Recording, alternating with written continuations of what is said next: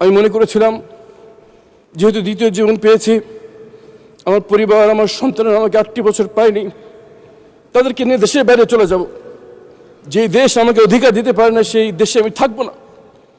কিন্তু যখন 48 নম্বর ওয়ার্ড যুবদল সভাপতি সাজেদুল ইসলাম সুমন ভাইয়ের মেয়ে হাফসা ইসলাম রায়তার চোখের দিকে তাকায়, যে এখনো বাবার জন্য অপেক্ষা করে আছে, তখন যেতে পারি না। মাননীয় স্পিকার, আমরা যে কথা বলছি, আমরা যে বিষয়ের সাক্ষী, বেশ কিছু শক্তিশালী অপশক্তির বিরুদ্ধে আমরা সাক্ষী দিচ্ছি, যারা এখনো ক্ষমতাসীন অবস্থায় বিদ্যমান। আমাদের এই সাক্ষী তাদের ভীষণ অসুবিধার কারণ, এবং আমরা যদি কথা বলি তাদের আমাদের জীবনের ঝুঁকি এখনো রয়েছে। যেমনভাবে জীবন দিতে হয়েছে আমার ভাই হাদিকে। কিন্তু যখন এই সুমন ভাইয়ের মেয়ের চোখের দিকে তাকাই, মনে পড়ে যে আমার মেয়ের কথা। 8টি বছর তারা জিজ্ঞেস করতো বাবা কোথায়, কেউ উত্তর দিতে পারতো না। মোহাম্মদ পারভেজ ভাইয়ের মেয়ে আদিবা ইসলাম রিদি বলে, সবাই বলে ধরে নাও বাবা মারা গেছে।